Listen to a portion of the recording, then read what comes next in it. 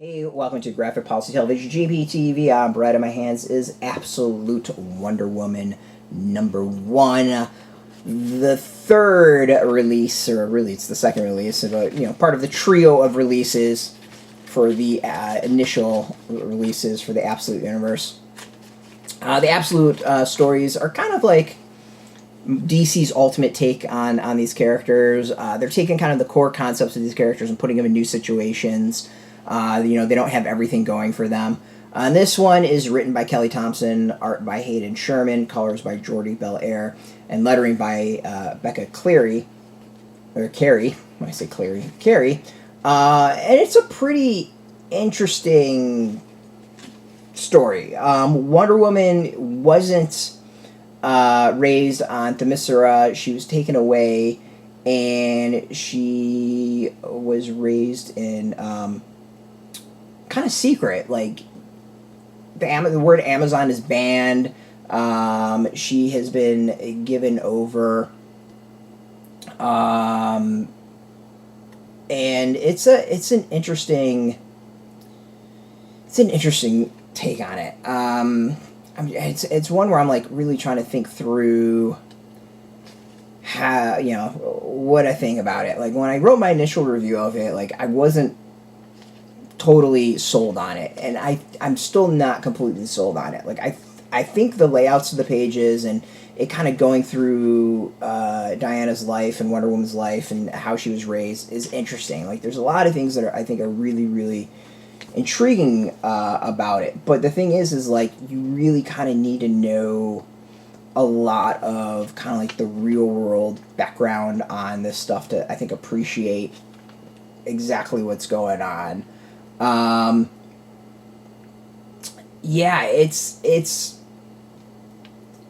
It's fascinating.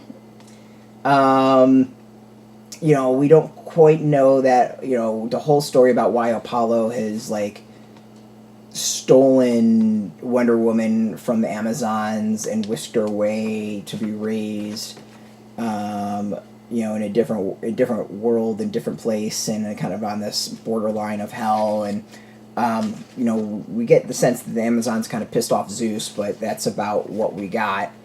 But yeah, I'm not totally sold on it. Like it's interesting, but at the same time, it's also not quite like. I don't think it excites. Is kind of what it comes down to. Like, she's taken away. She's given to Circe. Unless you really know the background of Circe, and like I'm not completely astute and don't know all that. Like, it doesn't quite hit you as to what all that means. And then Wonder Woman is kind of like doing battle and stopping these demon things coming through. But again, we're not really sure why. Like, what's the point of it? Why is she coming defending humans? And then I think there's an issue that kind of plagues all the Absolute comics at this point, is when we were introduced to the Absolute world, we were shown all these villains and these kind of like teases of what's going on.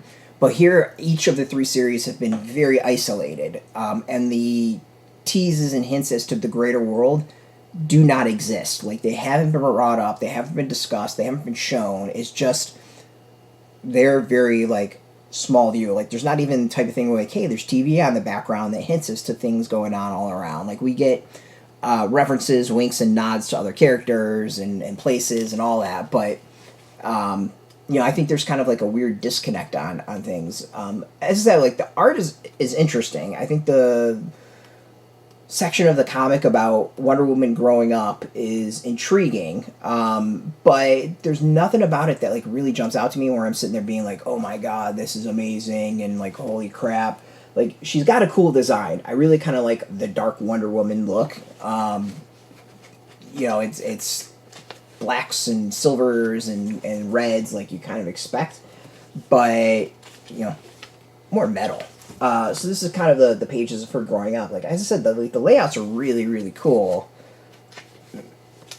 There's something kind of fascinating, and I like the way it's told and shown on the page. Like, that's, I think, neat.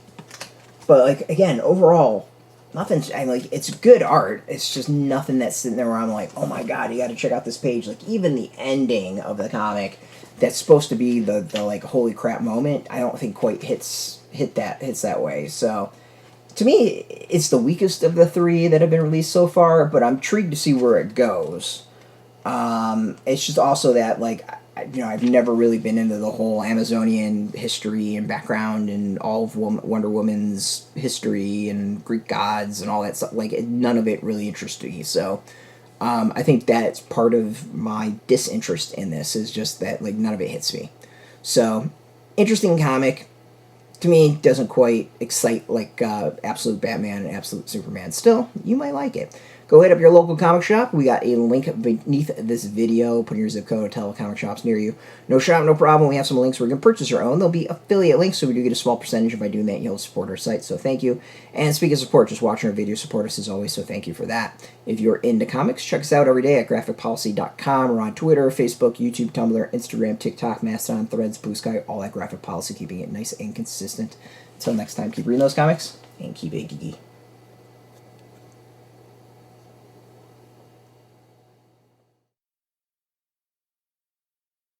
Hey, thanks for watching the previous video from Graphic Policy Television. Just by watching, you help support our site. Thank you so much. Now, if you're watching these videos, you probably care about geeky things like movies, television, comic books, toys, games, video games, you name it. You can go and subscribe right now to our YouTube channel to stay in touch and catch all the new videos, or check out our website at graphicpolicy.com. There's a nice link on this end of the video. But as always, thank you for watching. Keep on rocking and keep it geeky.